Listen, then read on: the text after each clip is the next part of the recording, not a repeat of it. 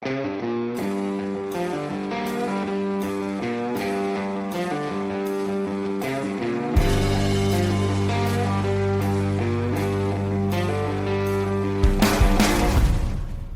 and welcome to episode 28 of the Time to Calibrate podcast. We are in the heart of a Canadian summer and on the doorstep of a civic long weekend for much of the country. Joining me today, as they often do, are freelance writer and Isotope brand director for North America, Mark Levesque, and Bob Albee from the Time to Go Travel and Timepieces YouTube channel. However, today we also have a special guest in one Eric Ricioppo, more affectionately known as Rico, from the popular Rico's Watches podcast, and most recently co-founder of the Sketchy Boys Watch Club. Welcome to the show, Eric. Hey, thanks so much. That's a hell of an introduction. Thank you. Oh, wait to hear what I have to say later. Why don't you lead us off with a wrist check here this afternoon? Yeah, I kind of hemmed and hawed about what I should wear, and I figured something that would be the most interesting would be what I have on today. So I put on it's a Fortis Nova Knot. Oh yeah, that's sweet. Had a chance to check one of those out in Vancouver earlier this year, and it was just so cool in person. I had to have one, so it's a really fantastic piece. I enjoyed it a lot. What about you guys? Well, Bob, what's up with you? So I actually picked up a watch. So there was a watch meet last night, and Jason from the Toronto Timepiece Show had a watch from Hanhart that's sort of making the rounds around Ontario to different reviewers. And I just put it on for the first time a few minutes ago, just sized it this morning, the 415 ES Reverse Panda. I thought it was Sketchy Watch Boys. It would be Sketchy Watch Boys Club approved. So, Oh, that looks really cool. It's a nice piece. Yeah, Very interesting. man. Thanks. What about you, Mark? Well, I was in California last weekend at the Minutes and Hours show and representing Isotope. And I was wearing my Isotope High Gym California, which is perfect for where I was. I'm still wearing it now. Great watch, great show. It was a lot of fun. Terrible lighting, but everything else was really good. Well, that's fantastic. That's very cool. I have the Aquastar Deep Star 39mm on today, and I'm glad I chose this one actually because, Bob, I was going to wear one of the Hanhart chronographs, that Heritage Flyback, and at the last minute I changed and I went with the Aquastar. So yeah, once again, I'm the odd man out not wearing a chrono. That's true. As per usual. The odd man that's out. right. That's right. Hey, Rico, I forgot to ask, is that a titanium or stainless steel version? This is the steel version. Steel. Those are really cool. My only gripe with that watch is the date and day font is so small. I don't understand why it's not the regular size. Yeah, I guess I didn't really notice it that much. I looked at some of my other date watches. I suppose the window does feel a little small. You're right, but I think it's just super cool. It's it's a lot of very small technical details on it for sure. It's one of those watches you need to have your glasses on, I think, or astronaut approved 20/20 eyesight. But I think it's just super cool. It's like the perfect blend of like a Speedmaster with a Pelagos is kind of how I view it and how it sort of feels quality wise for me. And the movement that they have in this thing is just killer. So it's a tremendous feat for Fortis, kind of bringing that very iconic design language and one of their, flagship pieces kind of into the 21st century and kind of one-upping themselves. The other thing I love on it too is the clasp. They did such a cool job designing their bracelets have always been great, but they've really upped their game with the clasp.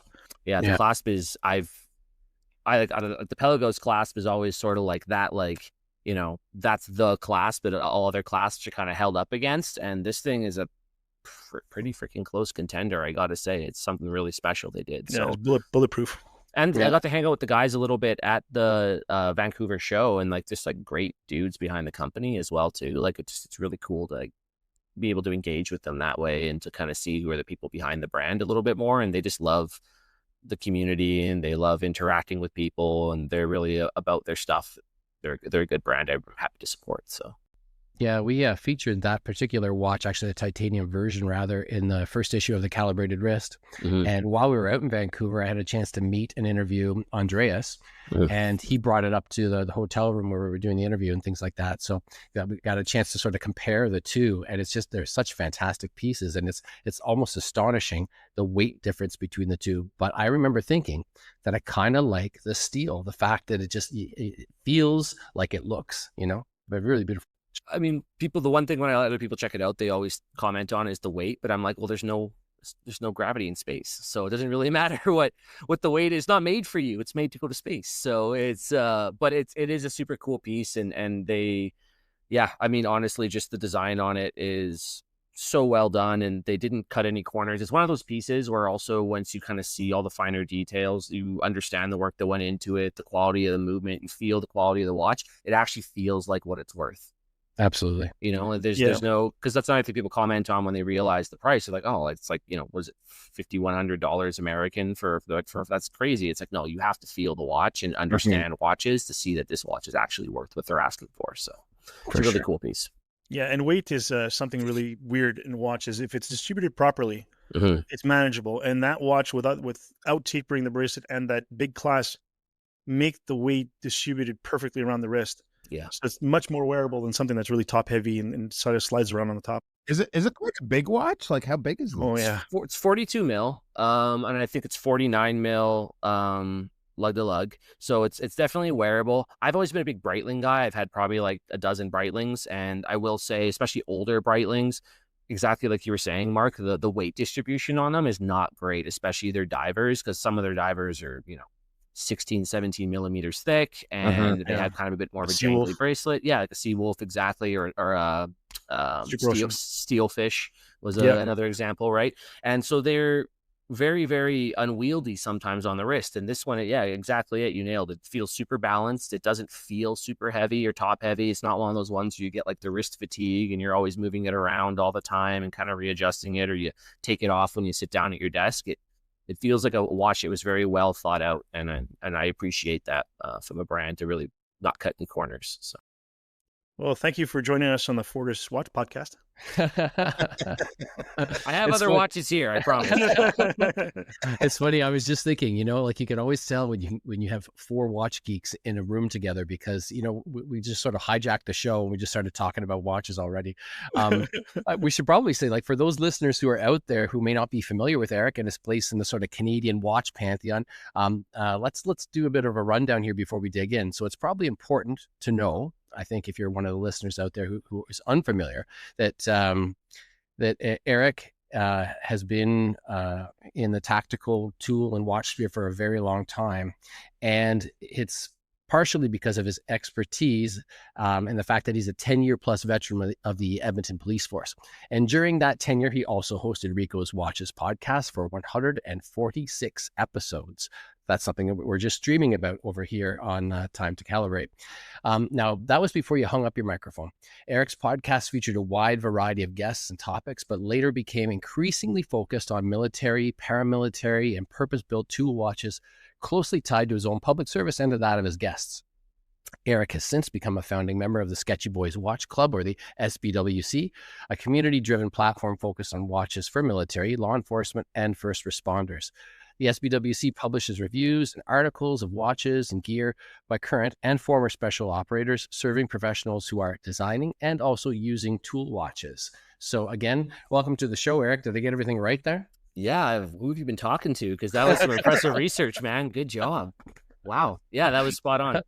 Well, that was my job when we were talking in Vancouver, was sort of to feel all that out. Sure. No, that was excellent. I have nothing else to add. And so, we'll wrap it up here then. Okay, good. We're done for the day. Anyways. So I just mentioned, Eric, you and I did meet for the first time briefly about a year ago during the Toronto Timepiece show. And you had shared a couple of panel discussions out there with Marathon's Mitchell, who happens to be actually one of our upcoming guests in a couple of weeks' time, and also Matt Graham from Aries Watches. But we didn't really get a chance to chat at any length until sort of the Vancouver Timepiece show earlier this year, where we discussed the possibility of collaborating and actually having you on the show. And well, now here you are. Yeah. So I think that I have to sort of step back, because I want to start at the beginning. What came first for you? The fascination with watches or the career in policing? Was one an escape from the other, or did they kind of evolve side by side? Well, watches came first. I want to say in like grade 4 or 5, I got my first, it's an automatic, just like Seiko 5 from my dad. And I always thought that they were super cool. I have, like, just so you know, like the most generic, boring watch nerd story. It's like I bought some Seikos, then I bought an Omega, then I bought a Tudor, and then I bought it. Like it's the same story you hear a million times, but I'll try and make it a little bit more interesting for you guys. But yeah, so I got a Seiko. I had it for a few years, probably when I was I don't know whatever age you are in grade 5, but I got that. It was really cool. I loved the automatic, had the open case back, right? So I thought that was such a fascinating thing, because up until that time I didn't even really know that automatic watches were a thing. I was like, my dad was basically like, hey, this is what watches were like when I was a kid. And I was like, oh, that's wild. I'm like, I've never seen a watch that didn't take a battery before. Like, it was super cool. So fast forward a couple of years, you start working, doing some part-time jobs, things like that. You have a little bit of your own money, you start kind of getting into watches a little bit more. You start you find the old things sitting in a drawer or something, you're like, oh yeah, this is kind of cool. And now I'm older and I appreciate this more. And I started getting more and more into the watches and trying to learn more about them. So back in the day, like really the best source of information, we're talking maybe like, I don't know, 2009, 2010 at this point, would have been like Watch You Seek forums was probably the place I went to the most back then. YouTube was still sort of in its infancy with a lot of like the publications and stuff that were out there doing things for watches. But I just started doing some research, getting into watches, figuring out what was the loved watches at the time, what watches were good, what watches were bad, and I bought a Seiko Sea Urchin, and then very quickly following that, an SKX 007.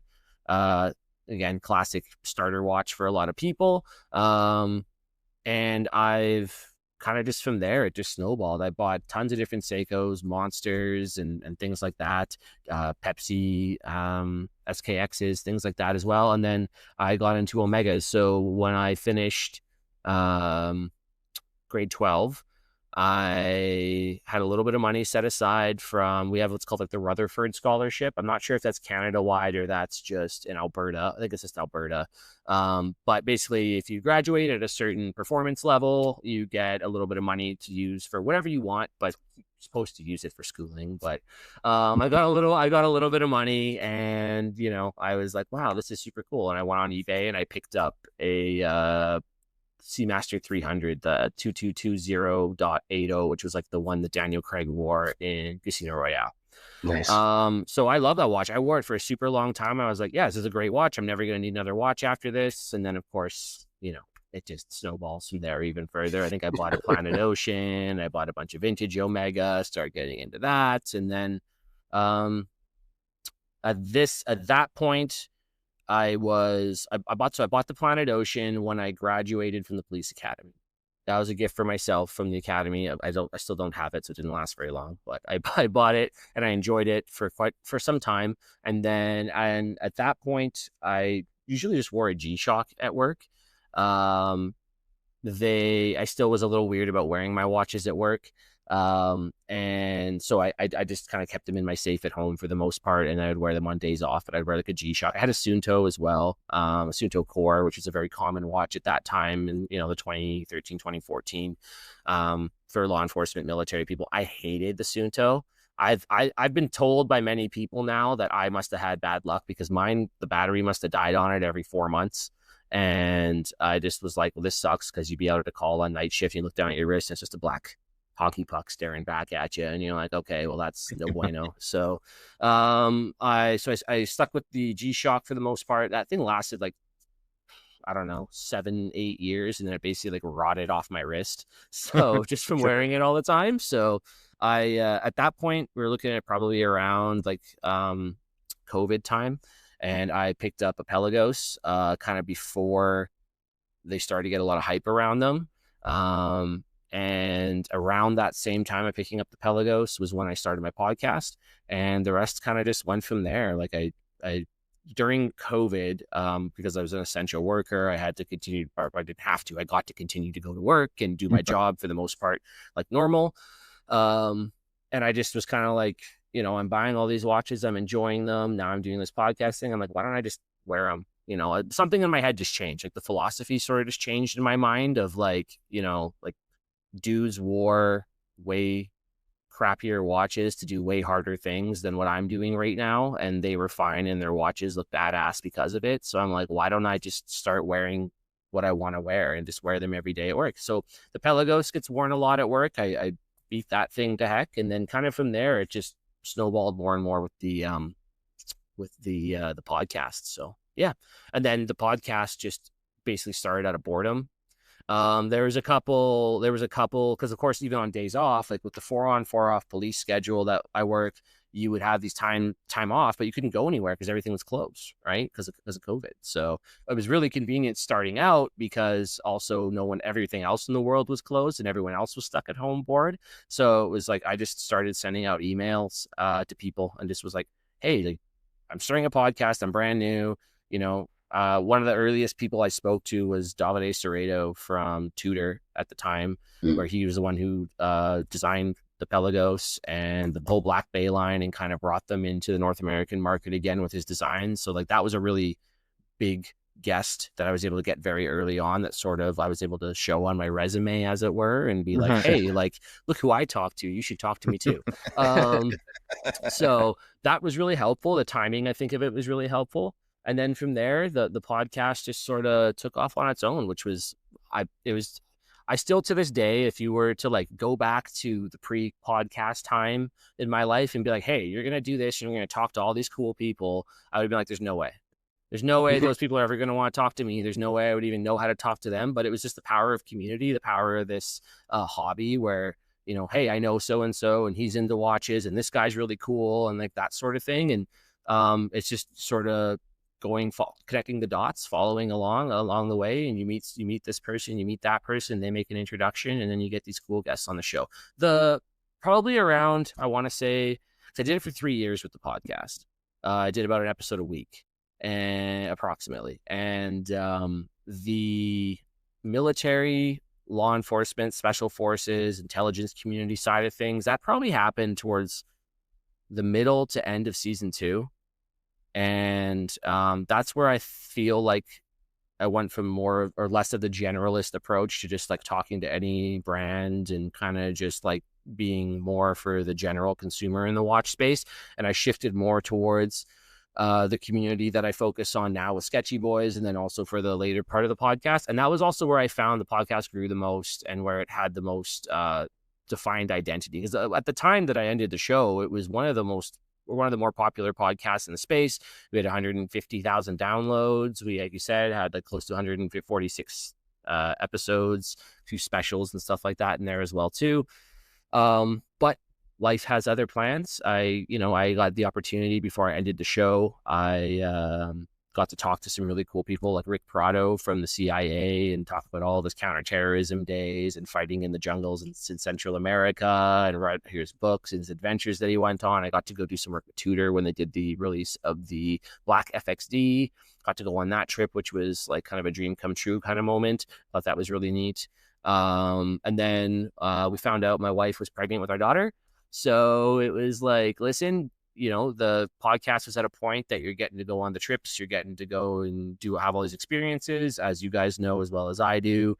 There's a lot of opportunities for free watches and for free trips in the watch space, but there's not a lot of money in the media side of it. So it doesn't pay the bills, and we need diapers, and we need to start buying baby clothes and getting the crib ready and all that. So I hung up the microphone, as you said, and ended it on a high note, which I was very grateful for and very happy about.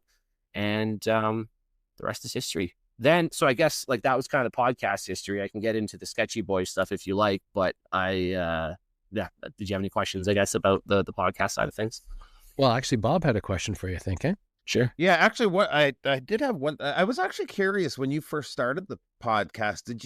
Did you have a social media presence like in the watch world beforehand, or? So I'd started an account. I'm pretty sure it was just Rico's Watches, I'd called it. And it was like my old logo that had, it was like a beige and brown kind of logo. And it was a coffee cup. It's the first picture I ever posted, I think, was with my Pelagos on. I was holding a Yeti mug. So I just kind of made that into the logo, and it was just sitting in my backyard. Remember that?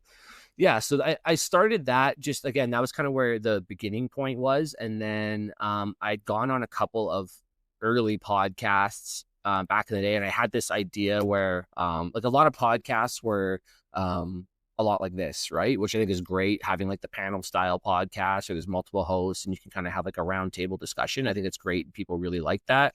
But what I was sort of wanting to see in the space was the one-on-one, which is what I focused on. I never really had partners who did panel discussions. Maybe 1 or 2 episodes I invite a third person on or something like that. But primarily I just focused on one-on-one, open form, unlimited length. Like I think I had 1 episode that was 6 hours long. I had, you know, I know I had a lot of them would be around that 90-minute kind of length. So, you know, I guess like it'd be, I know he's a controversial figure. The point is not to compare the people, but just like the style would be like a Joe Rogan style podcast, but for watches, right? So it's interesting guests, people from all different walks of life, different parts of the watch space, all having kind of a common point to come together and just openly discuss watches, tell their story the way they want it to be told. And I just ask questions to interview people. And thankfully, you know, one of the things I often joked about with my guests kind of off screen was just that, you know, at the end of it, when sometimes guests would be very nervous, I'm sure you guys get that as well too. It can be very nerve wracking doing this.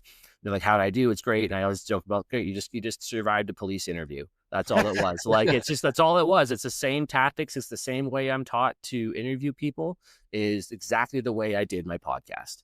And it worked really, really well for people. And it's great. It's easy to interview people when people want to talk to you, right? So it worked out. It works out really well. Mark? For the record, if we start doing 6-hour podcasts, Brent, you're going to be doing the editing. So, one other thing for you. So we actually met for the first time in Vancouver, and we didn't chat watch as much at the time because we were recruited for the setup and tear down. Yes. Which I was already committed, so I was glad to see you out there now. But of course. I had a question, like, just to shift gears a little bit about your personal collection. Sure. You're obviously into the tactical tooly watches, and that's kind of where I'm at too, what I'm into. But is there any outliers in the collection? Any dress watches or maybe watches that are not so robust? So I've had watches like that in the past. They just don't last very long. I've had a lot of vintage. I've always liked vintage Longines, vintage Omega. Like those are some of the brands I really like to play with and handle and enjoy. Cartier, things like that. So what I've sort of done is I pick them up and then hey honey, here's a nice watch for you. And then it's always around, it's in my orbit, but it's not in my collection per se. The closest one that would probably would be like on the fence. I have my 216570, so my Rolex Explorer 2. I mean, it's probably the most tactical watch that Rolex makes outside of maybe like a Sea Dweller or something. So it's probably not the best example. I have this. I'm also wearing my like Magnum PI Hawaiian Rhodesian brush camo shirt today, but this is it's a vintage Chrono Sport Seaports 300 I think, or 30 I think it's called. So yeah, this is just a cool piece. It's if you know, like these vintage Chrono Sports, they're actually worth a pretty penny now, despite being a vintage quartz. You don't usually see that a lot, but my dad found this at a flea market in a junk pile of watches in Arizona. And he was like, and he didn't know what it was either. He's just like, oh, it's like an old quartz watch. I'm just going to pick this up. And he was going to take the bracelet off and just use it on a different watch that he wanted to, because he liked the Jubilee that was on it. Right. And I'm like, so he's wearing it, talking to me. He was talking to me, my daughter on FaceTime. And I see this watch and I'm like, what the hell is that? And like, you know, what do you got going on over there? And he shows me, it's like, oh, it's some old Chrono Sport thing or whatever. And he's like, I'm like, where did you get that? And he's like, oh, I found it at the junk pile at the swap meet. And I'm like, what did you pay for that? I paid $2 for it. Wow. It still runs. It's perfect condition. It must have sat in a drawer for God knows how long, but like keeps great time. And I'm like, you paid $2 for that thing. And he's like, yeah, I was just going to rip it apart and use it for parts. I'm like, do not do that. Please don't do that. Isn't that the watch they actually shipped out the packaging? It was in water in the packaging. Is that not the watch? I don't know. Maybe that sounds super cool. I haven't been able to. I think, sir, I'm pretty sure it was that brand that did that. Maybe not that particular watch, but I mean, we could duke it up on the old Google machine real quick. But I think that's super. I mean, it's super cool if that's true. But yeah, that was a neat watch. It's a little bit on the dressier side. I mean, it is kind of, and of course, like, you know, before the the Pepsi was synonymous with Magnum PI. He wore one of these, right? So that's kind of cool. Now you can pick one up from Momentum. They've kind of carried on the legacy of those designs, Canadian brand as well too. So yeah, but no, that was a very long answer to a very simple question, which is no, I don't have any dress pieces. The closest thing to a dress piece I have is going to be probably my Rolex. And I wear that to court and things like that. And sometimes at work if I feel like it that day, but that's about it. So I'm always on the hunt for something that would pique my interest, but you always see the next piece and you're like, well, if I sell this and I move this and I trade this, maybe I can get, and then you're like, okay, well, the first thing to go is the watch that I wear the least, right? So, yeah. Yeah, so Rico, you and I never met before, although I think we might have bumped into you in the elevator in Vancouver. I noticed your Christopher Ward limited edition watch on your wrist. I commented on it. And then Jose and I were on our way to Brent's room for the interview. And in the hallway, we then right away bumped into Mike Pearson from Christopher Ward. Yeah. It was pretty neat. There's a bunch of watch people walking around the same place. It was really cool. Yeah. So at the very beginning of our podcast, we had Andrew from Seal Instruments on. He mentioned how service people are hard on their watches. And his goal is to manufacture the toughest watches on the planet so that people who depend on them don't have to worry about them. So I'm curious, with the watches that you do wear to work, you mentioned you wore a lot of G-Shocks in the beginning, but now you're starting to wear a lot of your regular watches. Do you have any cool stories about them? Any of them fail? Or better yet, have any of them survived encounters you were surprised with? Well, I mean, I wear pretty much all of my watches except for the Seacourse, just because it's old and kind of has sentimental value. So, I mean, I wear, like my Rolexes, Tudors, my Aries watches, my Seikos to work. I don't really have anything specific from I guess like something that sort of like put me off a little bit, I guess one time was I was wearing my Pelagos and I was talking to a guy who was a drug dealer and he started commenting on the watch and and I was kind of like, because back then Tudor wasn't as well known as it was now. And then it was sort of like, it kind of irked me a bit. It was like, oh, like this guy knows what my watch is. And like, I was like, you're not supposed to know what this is. You're like, go away, right? So that kind of put me off from wearing nice watches a little bit at work for like a day or two, and then I got over it. But I guess like one story. So this was actually involving the Suunto, which is a piece of crap. No offense if anyone's a plug for Suunto here, but I had been wearing that one summer and a bomb call came in at a bank and it was a very small, like it actually had been like someone had actually detonated a device inside of the lobby of a bank at night. Their plan was to take out the security guards, I guess, or deliver the armored car guards and then I guess steal the money, I guess. I'm not sure. That was something weird happened and we got called. So I looked down and my watch is dead. Or earlier in the night it had died and then I'd swapped it out. And so what I'd worn to work that day before swapping for the Suunto was I had an old like 1953 Seamaster. That was just kind of like, that was back when I wore dressier pieces and I wore that. And so I was like, well, you need to have a watch at work. And I went and I put that on and then that call came in and I went to the call. And I just remember like kind of standing on a point while we were securing everything and dealing everything. And I had to check the time and you look down and of course, like the loom on that thing is long dead. It's, 70 years old or whatever. Right. And, but it kind of struck me for a minute. Cause first it was like a 34 millimeter piece. It's quite small. And I'm used to seeing, just like you get used to what you have on your wrist all day long. You look down, I'm kind of like, for a second, I'm like, this thing's so small and I can't see anything. And I remember I was trying to shine my flashlight on it, try and get the time or whatever. And I'm like, it was an odd feeling because you're like probably somewhere back then in the day, cops, because you had to have watches, they probably did wear like a piece like that. So it was just a good watch. There was nothing else. Yeah, you could just pick. It's a good watch. It was reliable. I was like, I kind of felt like I was like back in time for a second, and I was also like, this is super weird. I also feel like a giant weirdo wearing this like 70-year-old vintage watch, standing on a point in my modern uniform, dealing with this bomb call right now. That's really it. Like honestly, watches, outside of just playing a role in timing things for me at work, I haven't really have any good stories with them. And usually like when you are in law enforcement, you aren't typically dealing with people at a good time. So even if they have a cool watch or a neat watch on, it's probably not the time to be like, hey man, nice Seiko Arnie, because it's like, also your brother's dead. you know, like it's just, Oh you know, God. like it just isn't really, it doesn't really work out that way. So, and I only say that because like that's an actual call I went to where it was like, oh, this guy's brother's dead and he has an Arnie on it. And I was like, I want to be like, hey man, can I see your watch? But it's also like his brother's dead on the floor. So like, yeah.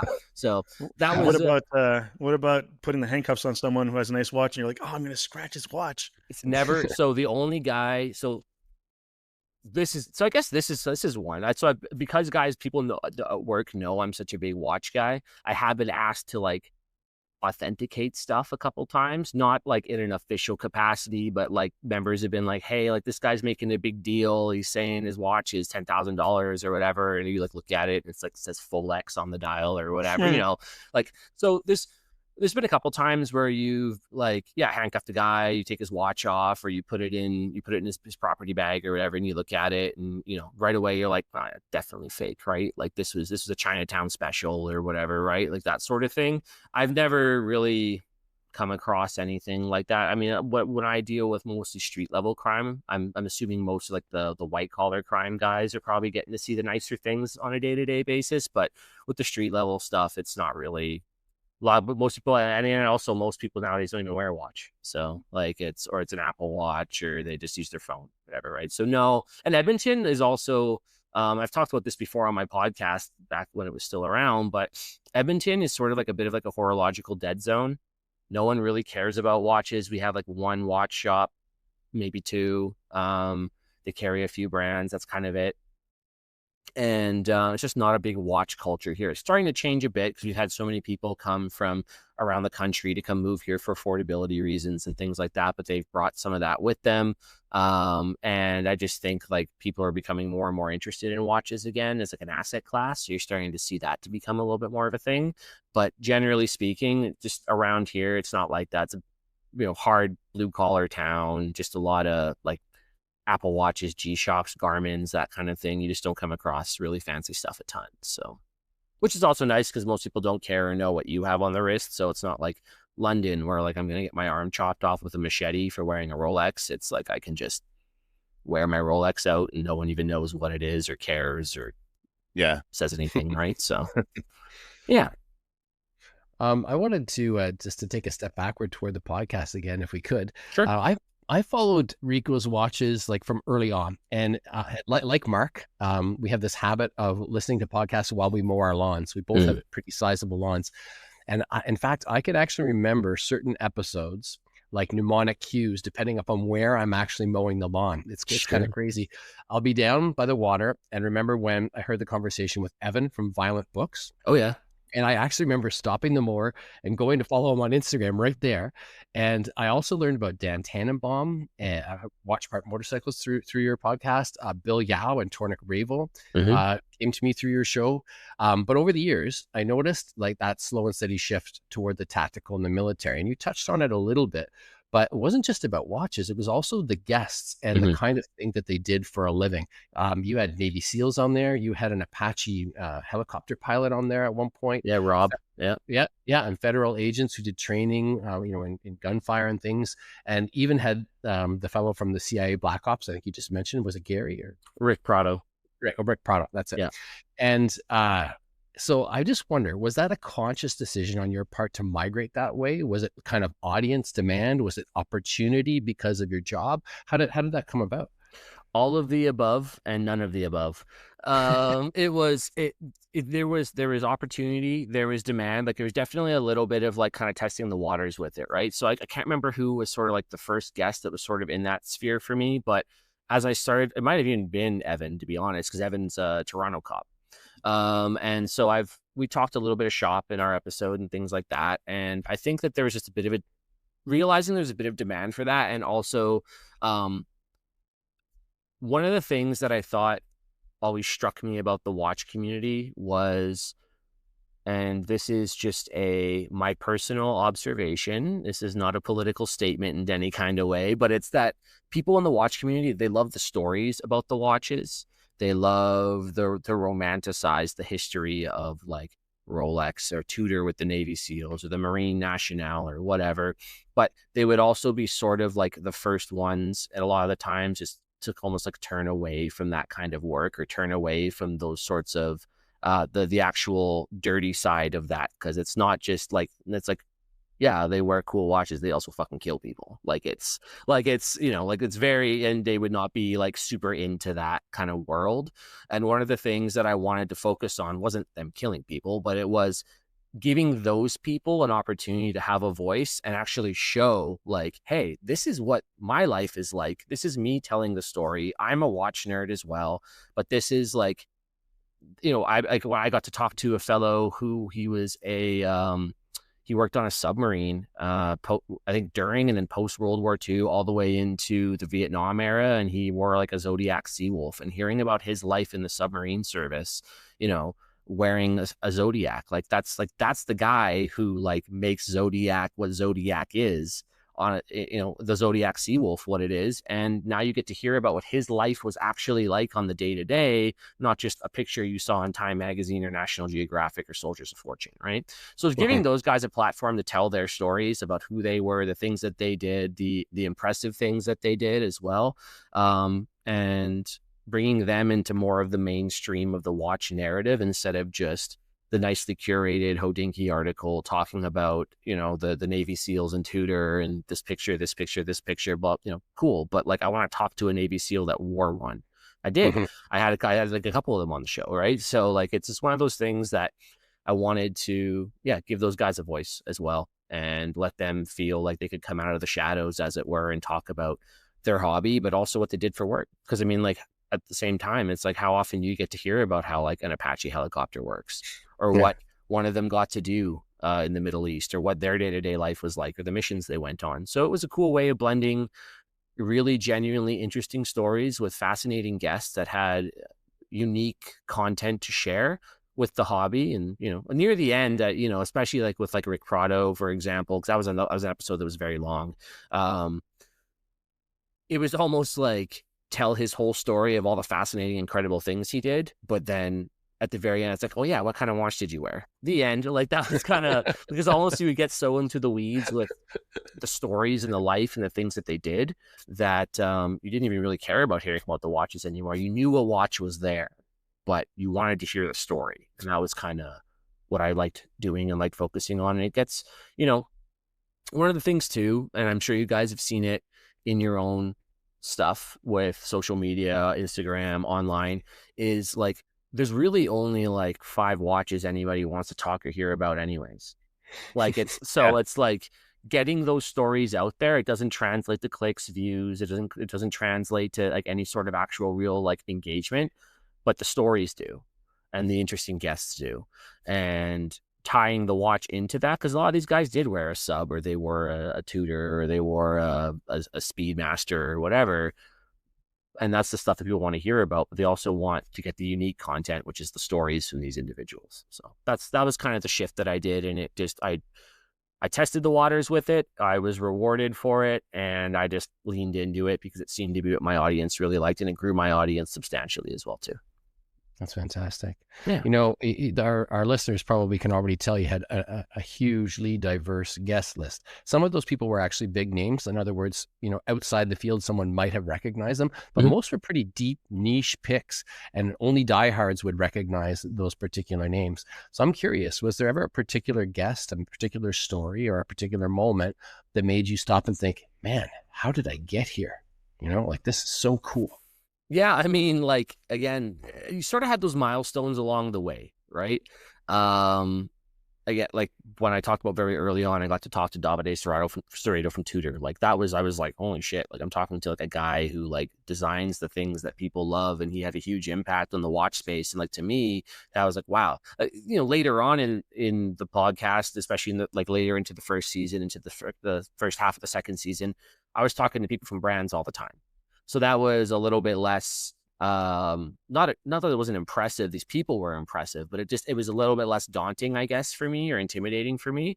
Talking to someone like, I really recommend anybody goes and reads Rick's book, it's just called Black Ops, and you realize the kind of person he was and like what he was in charge of, like the counterterrorism section of the CIA, and the like he did like some real serious stuff. He was there on 9/11. Like, he is a very impressive high individual in the intelligence space. And being able to sit down and talk to that person, and he's just like, yeah, we'll talk as long as you want. We'll talk about whatever you want. Like that to me was like, this is like mainstream news style interview, not just watch interviews. So like that was a big one for me, talking to the experiences of being like, again, like invited out by Tudor to go for the launch of the FXD. To me, I was like, wow, that's like, you're in the big leagues now, right? And the people that were there from the watch media and being able to sit and talk to them, like there were moments like that. But even just, again, like Rob was a great one you got to talk about, for example, with the Apache pilot, right? Like talking to him and just being like, I'm just like, this dude is so cool to talk to. He's got such amazing things to share. He's incredible stories. And it's just like, I just feel really privileged to be able to sit here and be the guy to ask this dude questions, right? And the thing that I did that I always found really helped was that within the vet community, everyone knows somebody. And whether they met in service or post service, and then they sort of connected that way. So one of the things I always did, and I would encourage anybody to do who's starting out in this space, is at the end of your interview or your end of talking to somebody, of course, be courteous and thank them for all that they did, but always ask them, hey, do you know anybody that you think I should talk to? And that's a good point. And I was nobody ever said no. Every single person for 146 episodes, I guess 145, because this 146 was the last one, was like, yeah, talk to so-and-so. I'll connect you via email right now. And then it was like, right then and there, you had someone else to talk to. And maybe that person wasn't able to talk to you, but they're like, hey, I'm actually busy. I can't, but I'm going to send you over to so-and-so and he will talk to you. And that was great. And if I ever found like I was at a dead end for guests, you just go into the DMs on Instagram, start sending brands, and like it's you don't. The one thing it taught me more than anything was you don't get anything unless you ask, and don't be afraid to ask, because the worst thing they're going to say is no. And like there's like 3,000 other watch brands that ask, right? Or other people to talk to that have done something else cool, and you figure it out. So yeah. Yeah, I heard that the other thing that you do that makes you feel comfortable with guests that you're nervous with is you picture them naked. No. No. I heard wrong then. No. Sometimes they were naked, but no, that was no. That's I never pictured them naked, but I definitely just, as you guys can probably tell, I have a pretty like informal approach to people. I try to just like really bring everybody down to like that bro level and just like, hey man, you're a person, I'm a person, you do cool shit, I do a lot less cool shit, but let's talk anyways and let's just have a good time. And I found that always really works. I think a lot of like, especially the higher profile guests, they're used to people being very like nervous and weird around them and asking questions that are like worded a really weird way. And it's like, I just, there were times for that, but generally speaking, it was like what came to my head, I just asked. I tried to always think like, what is the audience gonna like? What's the natural next step? What's the natural next question that comes to mind when you heard what they just said? And then you just ask that question. And a lot of times I had people DM me being like, I'm so glad you asked that question, because I was sitting there wondering and I needed to know, and I got that from you. Thank you for doing that. And that's what it's all about. It was always nice to get the positive feedback that people liked what I was doing. And that was why I did it for so long as well too, was people really enjoyed the type of guests and the types of interviews that I was doing. And so did I. We just had our 1-year anniversary, and we were talking about the highlights, the guests, moments, that sort of thing, but also the amount of work, because a lot of people don't realize how much work it is to put a podcast on. But with that being said, I think like the natural next question, like you mentioned, would be, are you ever going to do the podcast again? Do you think would you ever revive it? Well, so one of the things, just on your first point, and then I'll get to the main point there, that was one thing that always struck me too. And it was one of those things where I always tried to think like a lazy person. So it was like, what is the fastest, easiest way to do this, that it gets to the final product without me having to spend forever doing this stuff? And because I would get emails from brands that would want to connect, or do you guys get the emails from these like agencies where they're like, hey, I represent so-and-so and I think you'd be a great guest for your podcast? I don't know if you don't get them, I'm sure they're coming soon, because they're the only one we got was the one from Marathon. Okay. Yeah. So you'll get that like once in a while too. And I'm like, oh, we would love to connect with someone with your team and plan something. And be like, team? You guys think I have a team? Dude, this is me in my basement in the fucking subarctic, right? And doing this shit. What are you talking about? And I'm like, oh yeah, I'll get you in someone. Yeah, no problem. Yeah, I'll take care of it. Don't worry about it, right? But I'm like, man, these people think I got a team. I must be doing something My right. secretary will get right back to you. Yeah, exactly. Yeah, they must be thinking I'm doing something right, I guess. But so yeah, it is a ton of work, and it's one of those things where like you definitely want to try and find the most streamlined ways of getting things done. I found, and of course, through repetition, you get faster at things as well too. And you know what to do right away. And so yeah, it is a ton of work, which is one of the things where would probably hold me back from doing it now that I have a child. I know the mistakes that I made early on I would be able to, like, the learning curve would be so much shorter now because it would be a lot easier to get started again. I'm not sure is the short answer. I don't think at the season of life that I'm in right now, it would be really good for me to pick it back up, especially with Sketchy Boys, which takes the majority of my free time that I have. There has been discussion about like a Sketchy Boys podcast. A lot of it could even just be re-uploading my old episodes kind of in from the tail end of season 2 through season 3, and rebranding it, I suppose, and then taking it from there after we kind of test the waters on how that is received. Never say never, but it would have to be an enticing offer. It probably would want to be something more along the lines of this, maybe where we split the work, or it's coming under somebody else's umbrella as like an interviewer or something like that. I'd probably enjoy that more. It is a lot of work. Now is not the season of life for it. And ultimately, I took my podcast down. You can't really find it anywhere anymore either. I was just on the receiving end of some crappy behavior from some people online, and just at a certain point it wasn't really serving me anymore because I wasn't producing it anymore. So I'm like, just leaving this up is now turning it into like a target for behavior that I don't need in my life from other people. Like whether it's because of work or it's my family or just myself, like I don't want to. You sit down at the end of the night and you go through some notifications on your phone and it's like crappy comment. It's like I don't need this. So I took it down. And then I don't really miss having it up. I still have all my episodes. Like I still have my archive of episodes, and I could re-upload it, I suppose, if I wanted to. But I don't feel any need to jump into that right now. I'm able to create content through the Sketchy Boys Watch Club now, and it's a little bit less demanding on time. And I do actually work with the team now, so it's a lot easier. I find splitting the work as well, and kind of just managing tasks that way. So. There's an idea. There's a podcast called the TED Radio Hour. And what they do is they mash up different TED Talks and portions of them under a specific subject. So maybe do that way. You have 146 episodes with a whole bunch of guests. Some guests must have similar stories with each other. Maybe come up with a title of this were the Afghanistan days, and these are the 5 guys that had stories, and put them together. I don't know. Might be some editing work there, but that could be something good for Sketchy Boys. It's a neat idea. Yeah, I mean, definitely like. I would want to make use of the old content in some kind of way that I had, because there's just so many hours of it that I feel like it would definitely serve as interesting for my new audience. So yeah, I mean, that's a great idea, and it would be a way of kind of getting more voices out there without necessarily having to constantly, exactly. A new audience now that probably hasn't heard any of it. So no, it's really good. Yeah, it's good. I'll keep that in mind. It's a good idea. Thanks, Mark. No problem. Yeah. So you recently were a guest on the Spirit of Time podcast, and now you're a guest on ours. How do you feel to be on this side of the microphone for a change? And which you prefer? Do you prefer being the host or being the guest? It's a good question. I'm definitely doing this a lot less than when I was doing my own podcast. So it is nice to be able to, do this more infrequently. I think everybody likes talking about themselves, right? So it is nice to be the guest and then also not have to worry about. We don't do that. Well, I don't have to worry about the editing and the uploading and all that stuff after. Like I click close and I go have some lunch and I hang out with my kid and you guys do all the work. So I'm pretty happy about it's nice. It's nice to do that, I will say.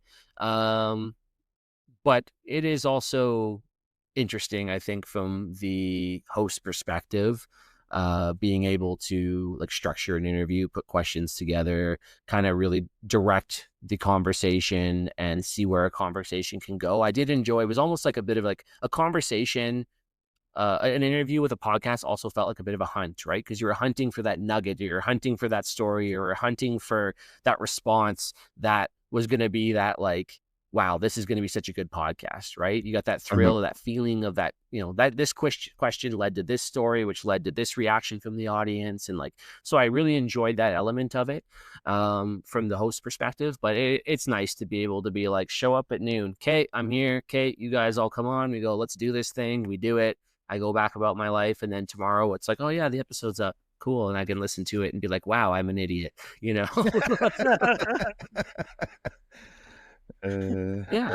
Speaking of that Spirit of Time podcast, you talked about the importance of storytelling in watch collecting. Yeah. As a brand representative for Isotope, and it's a brand that is all about the little stories and the little details. Can you tell our audience what storytelling means to you, and what it's all about, and how you wrap it up into the watches? I think like some of the things that I try to focus on with storytelling and watches, there's two sides of it. Obviously, there's the history element of it, and the thing that we all love as watch nerds, right? The very mainstream approach of like, oh, again, like I've used the example a few times, but it's the Navy and Tudor, or it's the Apollo missions and the Speedmaster. Like, storytelling is an incredibly important part of watches and watch marketing, obviously. But what I also think is the key element for storytelling, and it's why I started wearing my watches all the time just to live life in, whether I'm at work or at home, is the story that your watch tells itself, right? And that's seen on the watch, right? The scratches, the dings, the damage, the faded bezel, the patina dial, whatever it is to you. That's where the storytelling is, because it's, one day when I pass some of these watches on to my daughter or a grandchild or whoever, I hope that they have the appreciation that it's like they look at that watch and they're like, this isn't just a piece of metal. This is like my dad's life. This is my dad's experiences. This is, he wore this when I was born. He wore this when this happened. He wore this when that happened. Like, those sorts of things is where I really see the importance of storytelling in watches. And that's I try to keep that to be where I focus my attention on, is just building more stories. And also for me, like the memories, right? Like, this watch is probably the one watch that I have never sold. I've never moved. None of the watches, like pretty much every watch in my collection right now has been in my collection less than a year.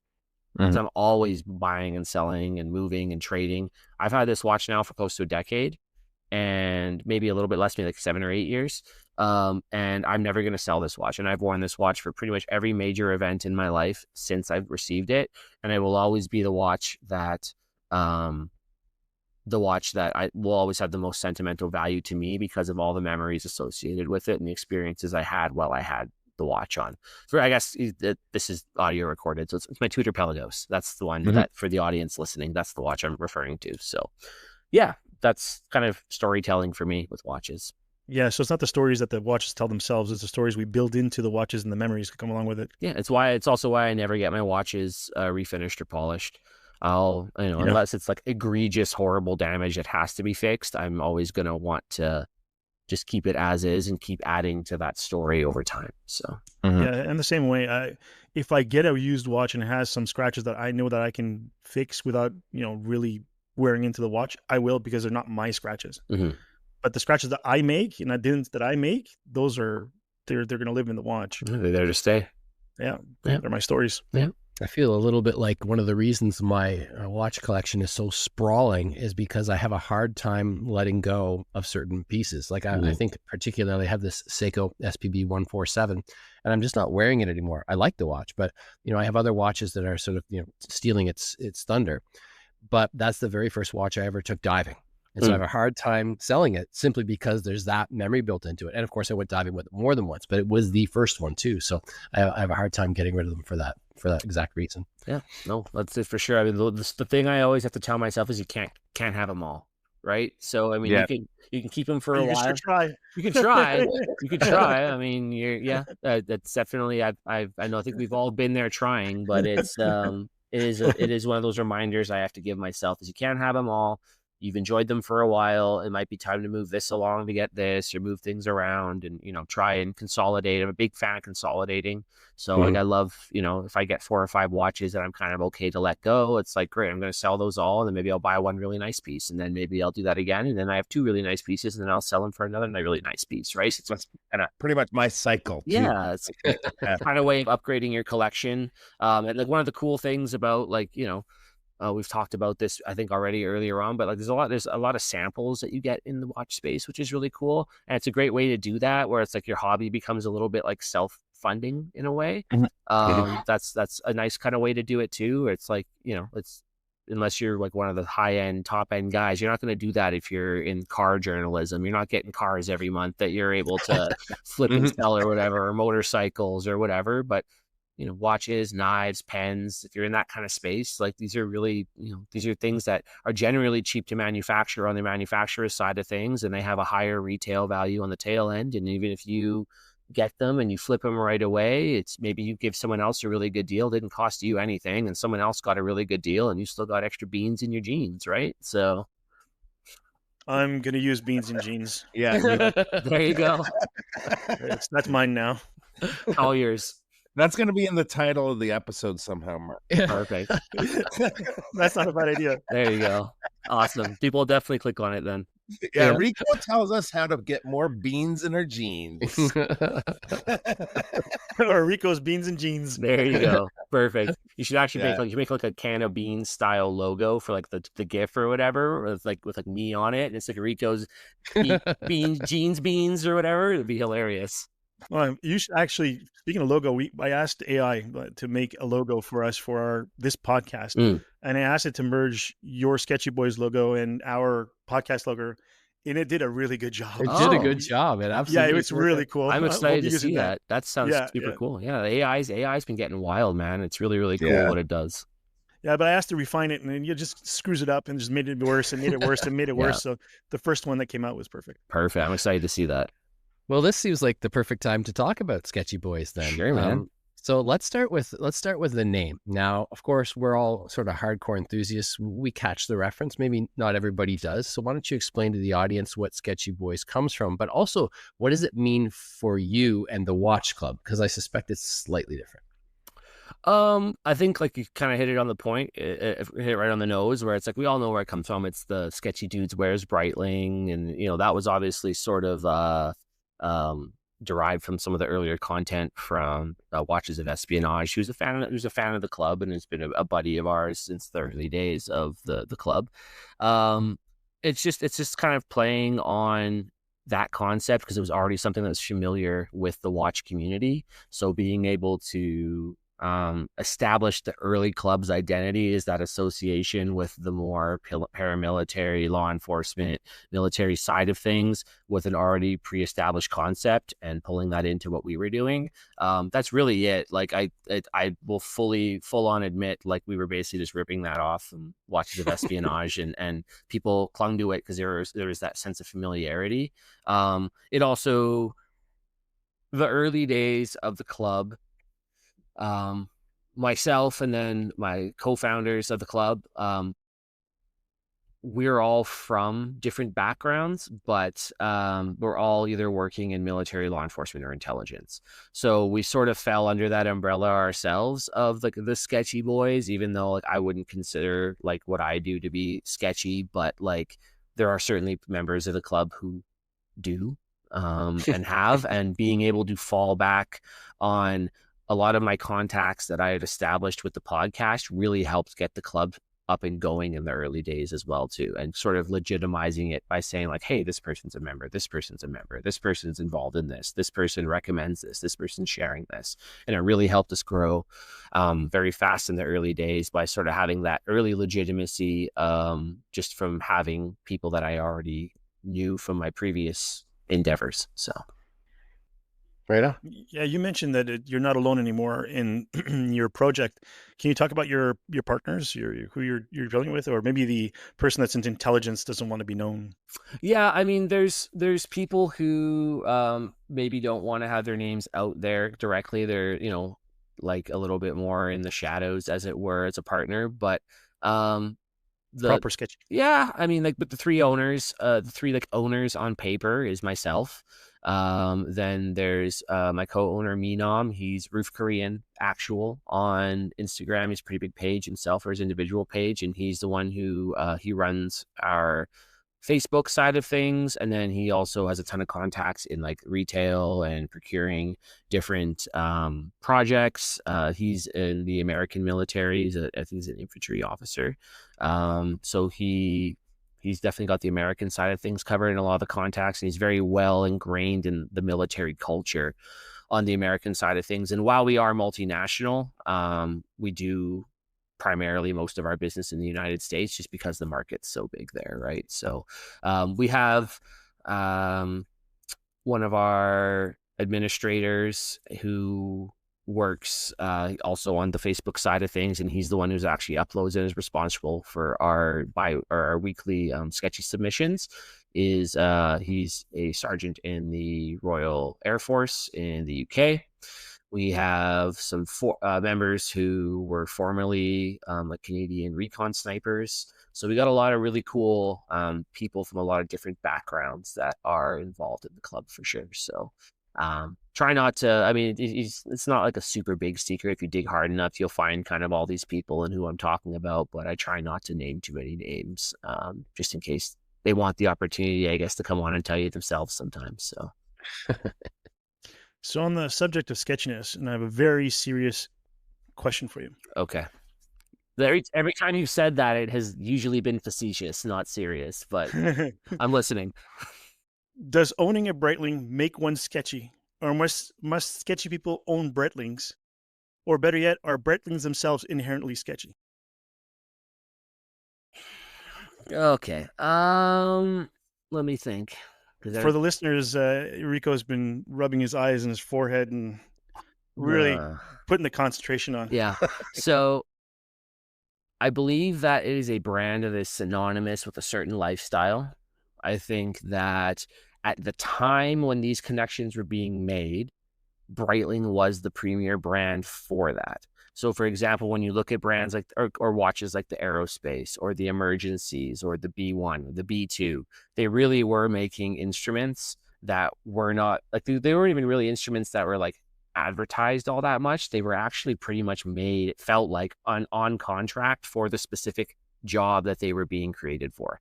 So I do believe that there is that association with a lot of these, like, you know, stealth pilots or contractor work or special forces, because they're actually making watches for those people. So I do believe there is that synonymous, or there is that feeling of them being synonymous with those communities. I mean, even, or like some of the more famous, like I remember like one of the first like co-branded watches I ever saw before I really realized how steeped into the culture of the military, law enforcement, and paramilitary side of things are. Like the co-branded watches was the Blackwater Breitling Emergency. Right. So like once you've seen that, you're like, okay, like this is some sketchy stuff. Right. Like, so that's, I do believe that the two sides of things are connected together. Do I believe that they are exclusively connected together? No. One of the things that you'll talk about, or you would have heard of previous guests on my podcast, but has been talked about rather publicly, even are covered by other places like Watches of Espionage. Rolex has a very long history in the special forces in the military, because basically it's a ticket home from anywhere in the world, right? It's universally recognized. Everyone knows they're expensive. It's a great way to bribe your way or get money to get yourself out of a crappy place, right? So Rolex has that history. We've all seen tons of pictures of guys wearing Seikos. Obviously, we've mentioned Tudor several times. So I think that there's a lot of brands that have been synonymous with that type of work. I think some Breitlings themselves are inherently sketchy. I don't believe all of them are. I do think that they, wearing a Breitling doesn't inherently make someone sketchy. I don't think if you're wearing like a 51 millimeter diamond bedazzled, you know, chronomat or whatever, that, or Bentley. Yeah, right. Yeah, exactly. Like, I don't think that that's really like sketchy. Maybe that's more like taste. Well, that's more like the drug dealer sketchy, not the like I'm gonna go save the world sketchy. So yeah, I did I answer your question? Yeah, pretty much. And it actually wasn't all that facetious either. So I appreciate You it. mentioned one of the models there, B1. Yeah. I had one of those when it first came out, and it had those propeller fins on the case back in order to accentuate the sound of the alarm. Yeah. That thing was 80 decibels for a watch alarm. Yeah. And I remember the first Wow. time I made that thing go off, almost caused a divorce. Yeah. That's wild. It scared the crap out of both of us. And my wife turned to me and said, "You're never, ever making that go off again in the morning." I go, "Okay." My assumption with that though is that they had it that way because you'd be wearing it with this stuff and a helmet and That was the cockpit point. noise and everything. So like again, like they have a lot of really incredible intent behind their designs. It was a cool watch. Yeah. It was a very cool watch. You could tell they tested the shit out of it because I guarantee you they made one without that on the back, put it on a pilot's wrist. He goes, I can't hear the fucking thing. And like then that's why they changed that, right? So like that's where you see that they definitely are connected to that lifestyle. But yeah, 80 decibels doesn't sound like much if you're at a rock concert or something like that. But when you're sleeping, 80 decibels will scare the crap out of you. If you're just doing anything like it, just if something like 80 decibels went off right now on this podcast, you'd all be like, like it'd be terrible. So it's funny, you mentioned the co-branding of Breitling, and I did a sort of deep dive article about 3 years ago on the Breitling Aerospace because I got one. I love them. I wanted to know the history. To this day, it remains one of the most popular articles on the Calibrated Wrist website. In fact, it's usually in the trending top 10 from month to month. And one of the things that shocked me was the number of co-branded with Air Force Squadron, different squadrons. The number all over the world too. It's all over the place, not just the United States. There's some in any country, so you can sort of like think of that has some kind of military that they've got them. You couldn't possibly count them all. It's incredible. Yeah, no, and it's funny you mentioned that. I had a aerospace night mission, and I really enjoyed that watch quite a bit. And your article was one of the ones that I read. So, like, I think when people put that in to like start doing their research before they buy one, you got to be one of the top articles that pop up through the through Google. So, yeah, cool. Yeah. Cool. I actually went on the hunt for the podcast the other day. So I thought maybe I was mistyping something, but now that I know that you pulled it down, I get it. But I was, so instead of doing that to prep, I was reading some of your articles, and I think your latest one was on the was it the brigade? The sub commander. Yeah, I think the sub commander. I done the Novanaut, and then I think I did recently the sub commander. Yeah. Yeah, and I saw at the end that you'd given the watch to your dad at the end of the article, so that's kind of cool that he's also into watches. But I was wondering, I've had a couple of Bob, it's only fair he stole his watch. Yeah, that's true. That's true. I was curious. It's funny how you kind of develop skills doing all of this stuff. I've had a couple opportunities for writing come up lately. One thanks to Brent and the Calibrated Wrist. But is that something that you developed, the writing skill, or was that something you were into beforehand? Or I'm glad to hear you call it a skill, because I I don't know. It's just like podcasting. I don't know anything. I just started doing it, and I was like, "This sounds all right." I sent it to other people, and they're like, "You don't sound like an idiot that much." Or, like, it's like, okay, cool. So like, I think it's like anything. You put yourself out there and you see how it's received. You be open to feedback, and then you tweak things along the way. And maybe as you find like a good baseline that people like, then you can start getting a little bit more, experimental with some of the things that you write or the things you say, or your formatting and stuff like that. So I'm not illiterate, so I can write something, but I wouldn't definitely not say that I have any formal training as a skilled writer outside of just doing like a bajillion police reports all the time, and they're very different than that sort of writing. So I just write what I think about it, and I tried to pull from what I find valuable from other people's writing styles, or like different platforms, right? So like Hodinkee, it's like, hey, I really like it when they focus on this element of their writing, and I pull stuff from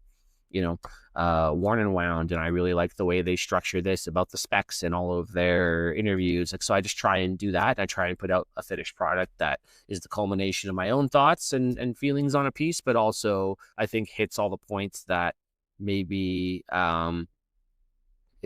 is the culmination of what all these other writing places do and try and put it all into one platform for people. So yeah.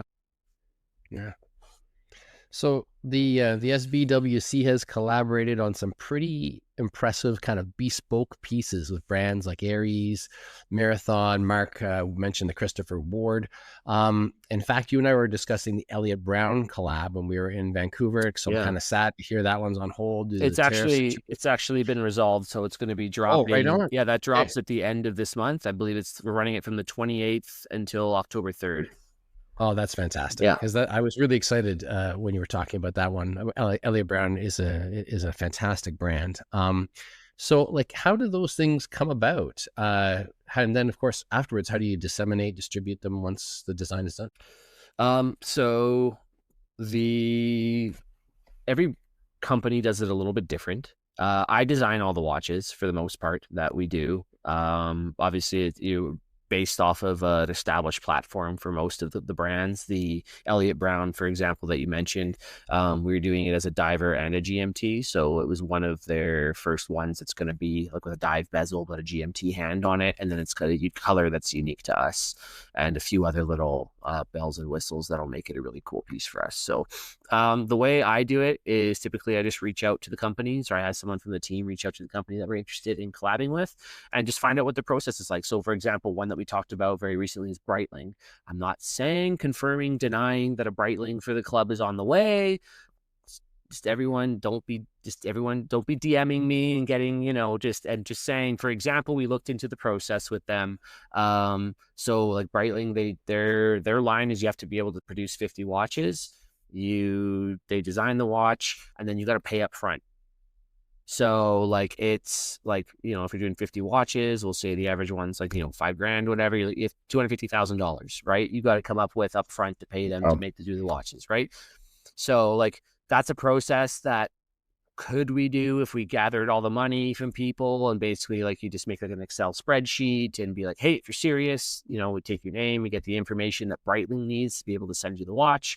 If it's going to be something that's customizable, where you can put like something special on the case back or whatever that's unique to each person, we get that down, then you got to send the money and we send that off.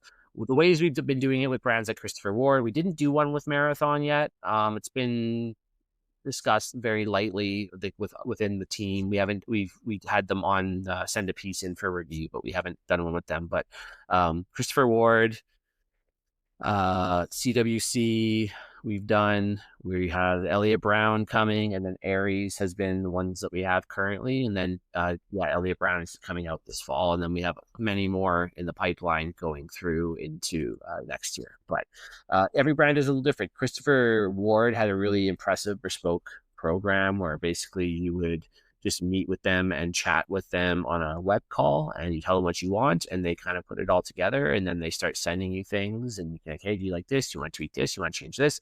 Once it's all handled, that's pretty much it. They just give you a link, and then you sell it through your link, right? And then they collect the money that way. So and that's kind of how we like to do it. Like it makes it, when we make these bespoke pieces, that aren't really about money for us. It's about like just getting them out there because they're cool and doing something unique for our community. So we are happy to let the brands kind of handle all the infrastructure side of things when it comes to procuring the money, procuring the pieces, mailing them out, doing all that. And often those pieces, like, they take a long time, right? So it's not something that they can just, you buy them and then they're ready to go in a week. It's like you got to pay up front, you collect all the orders, you sit on it, and then they take 6 months before they're actually completed, and then they're shipped out, sort of thing. So it can take a while as well. So that's usually how it works. Different brands do it different ways, but that's the gist of it. Have an idea what you want, tell them what you want, yay or nay. We have to sell this many. Cool. That's sort of it. So yeah, I think we did 80 in the end of the rewards.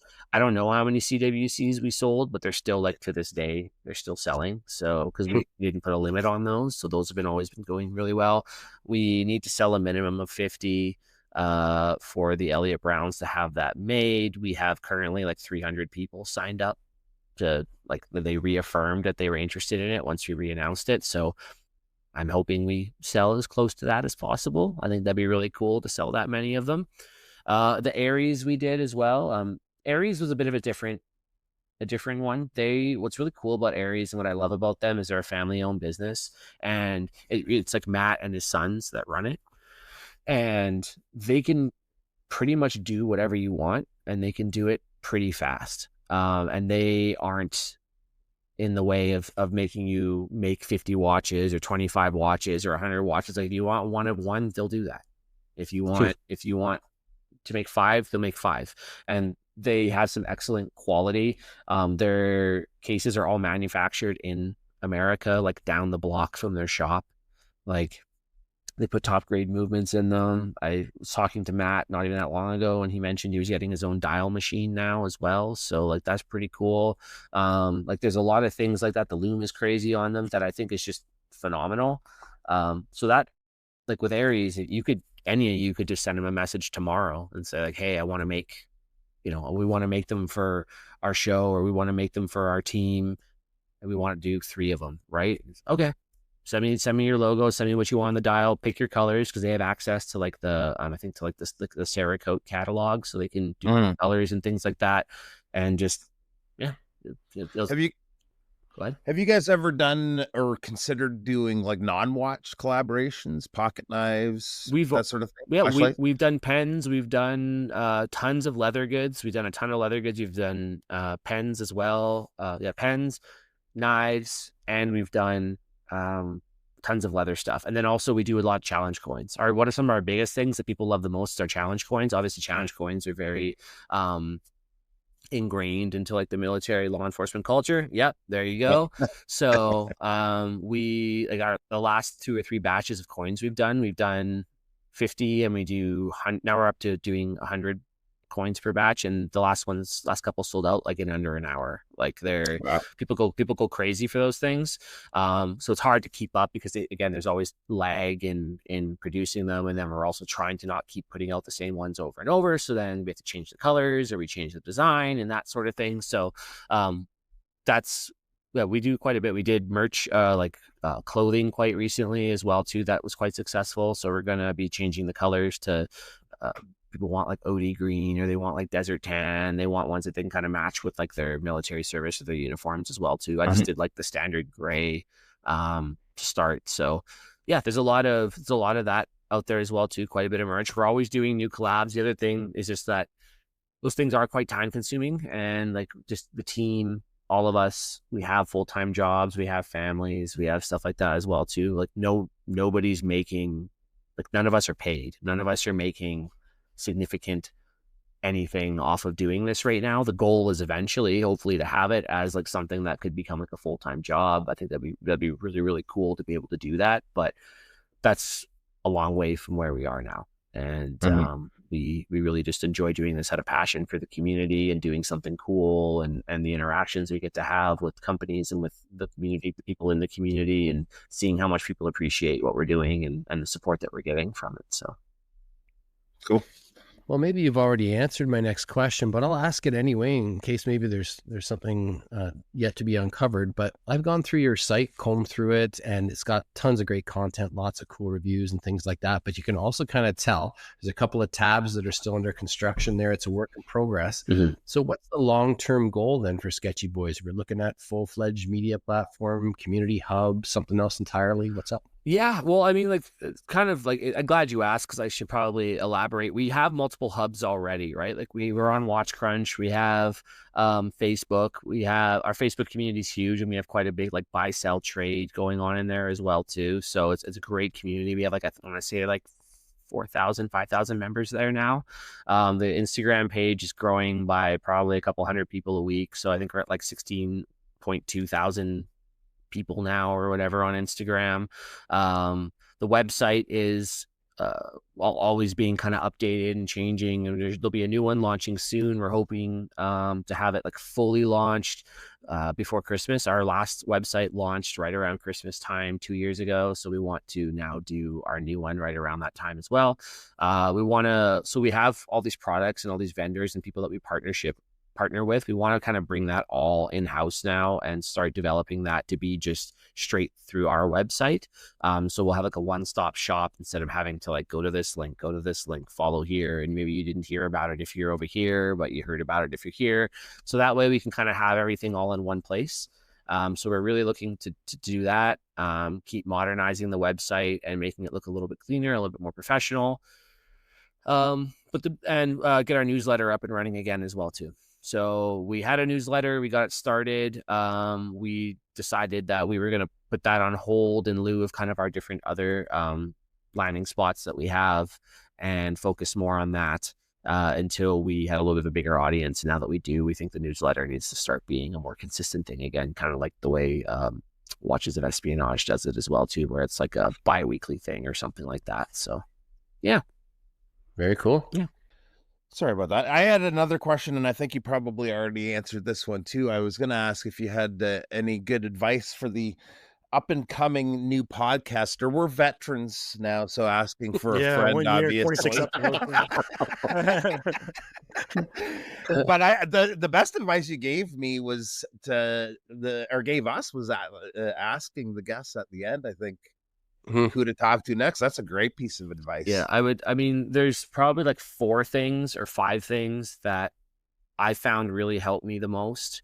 And I think I've talked about most of them, but I'll kind of summarize them all in one spot because it is a good question. And I think it's something that, again, like I came into it not knowing how to do anything. I didn't know how to edit a video. I didn't know what a sound bite was. I didn't know how to do anything. I was just like, neither did we. Yeah. Well, I mean, you guys are doing a pretty good job, I think. So I wouldn't worry too much about that. I think you guys are killing it. But the things that mattered was like, it's frustrating because if it was easy, everyone would do it. And platforms now, there's more and more platforms that are out there that make it easier. For example, what are we using? Podcastle. So like that's a great example. Like there's lots of places now that are kind of like a one-stop hub to be able to create content now like this, and it's much more smoother. But learn, like it's all out there on YouTube. You can find tons of tutorials on how to edit things, different softwares that work, what works. Make it as easy. The next thing is, make it as easy for yourself as possible. So like I had a pre-recorded intro, I had a pre-recorded outro. You just have the sound bite. Once you're doing your editing, you drop it on one end, drop it on the other, and maybe you chop a couple things just to make it smooth, and that's it, right? Like doing things like that make it so much easier to be able to edit your stuff. I found, and it saves a ton of time. And some people do really well with this. Some people don't. I found that YouTube was a waste of time for me.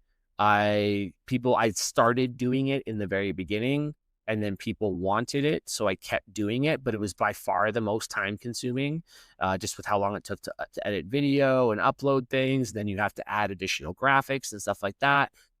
If you can, like, if you want to just do a podcast, just do a podcast. Just focus on that. 95% of my audience were just from the audio platforms. So focus on that. Know what you want to do. Like have an idea of your identity as a podcast, and what you want to focus on. I think that there's enough generalist podcasts out there, whether again, it's like Hodinkee or Fratello or Worn and Wound. It's really good if you can kind of have a direction or a niche and focus on that, because then you become the place that people go for that style of content. And it's just pick what you want. Like maybe you're really into vintage watches, so just have a podcast about vintage watches. If you're really into, and you realize how big that like world is within the world of watches, right? So finding your niche topic, because you can find all kinds of cool stuff to talk about. Yeah, I would always ask, like, always treat your guests well, always be on time, always be punctual. Like a lot of that stuff seems like no-brainer stuff if you're like a working professional or anybody who's like, left your mom's basement. But like, this is like, these are concepts that are very challenging for people this day and age. It's like, people like, unless you're paying your guests to come on, they are taking time out of their day to be here. So treat them with respect.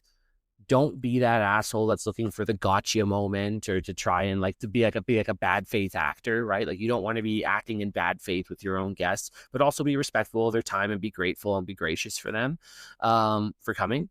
towards them. And then also, like, don't be afraid to ask.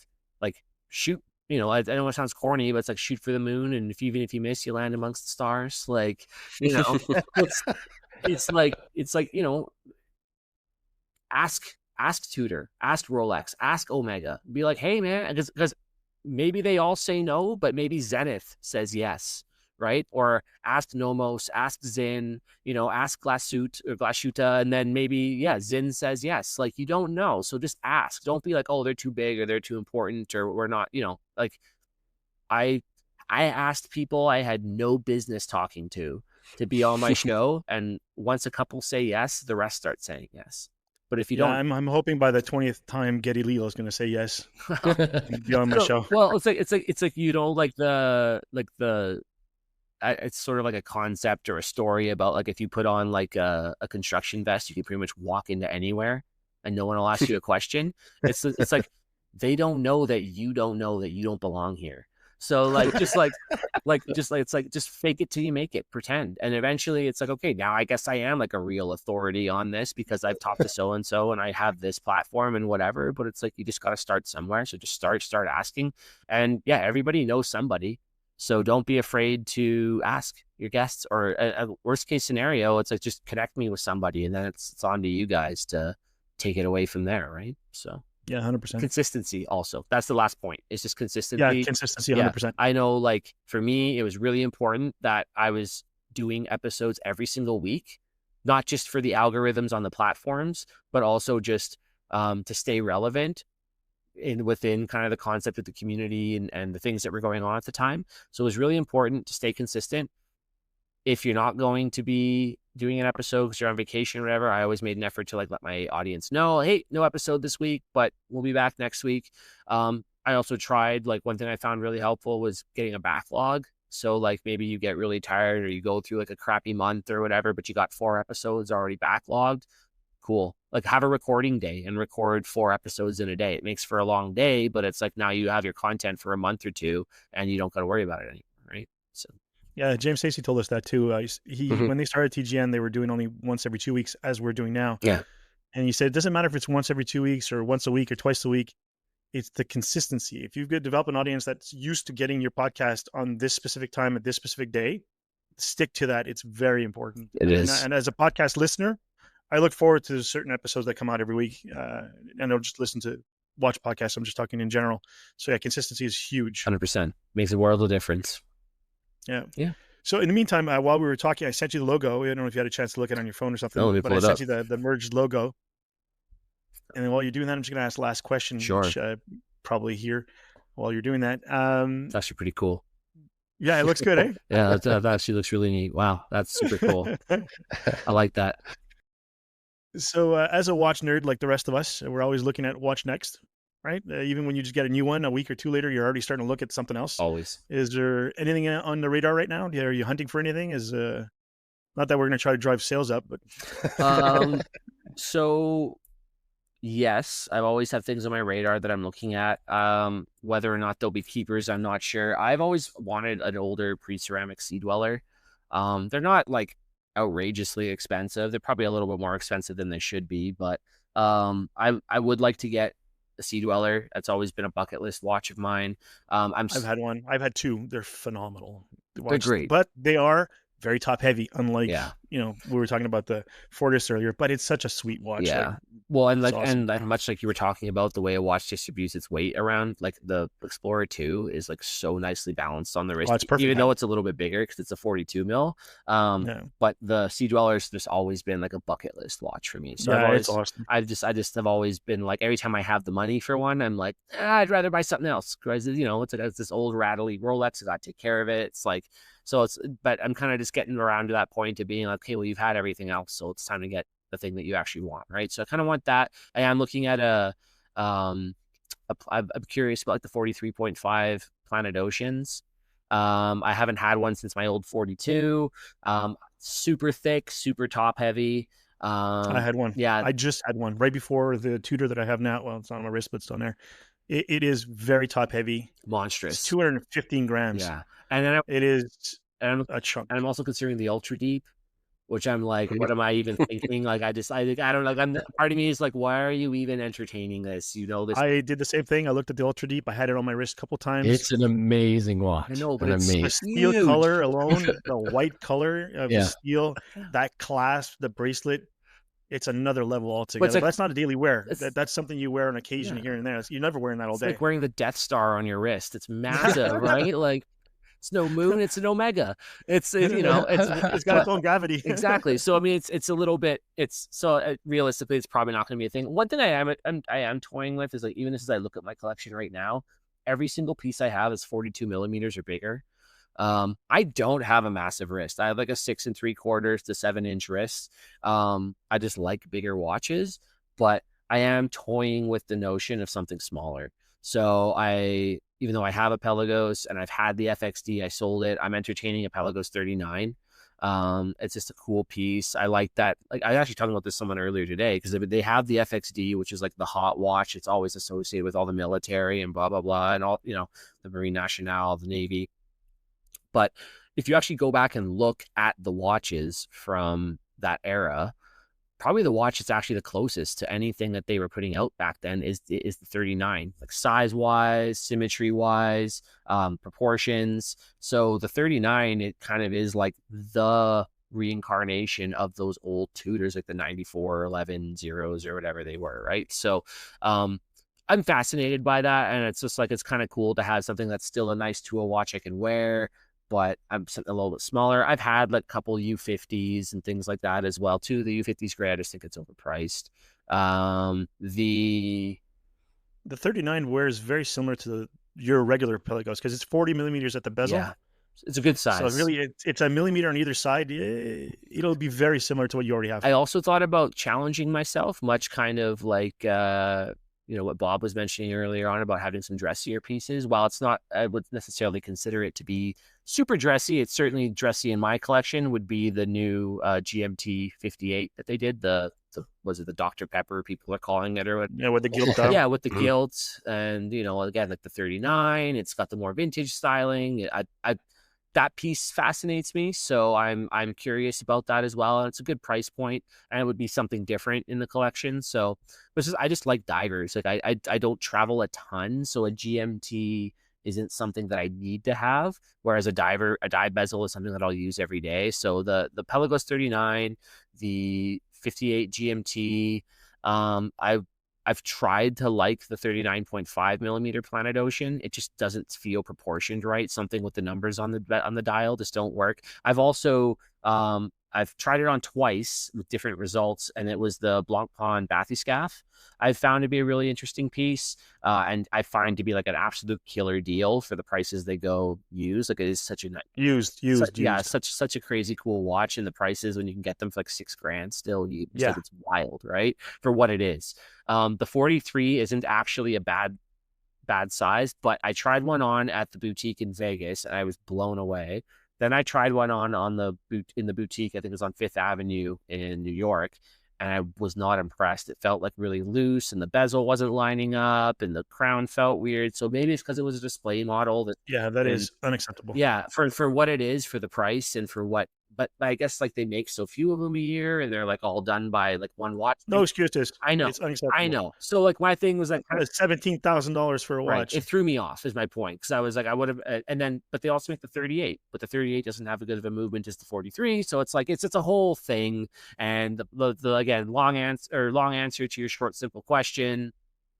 We'll see. Probably another Tudor, maybe an Omega, maybe a Rolex.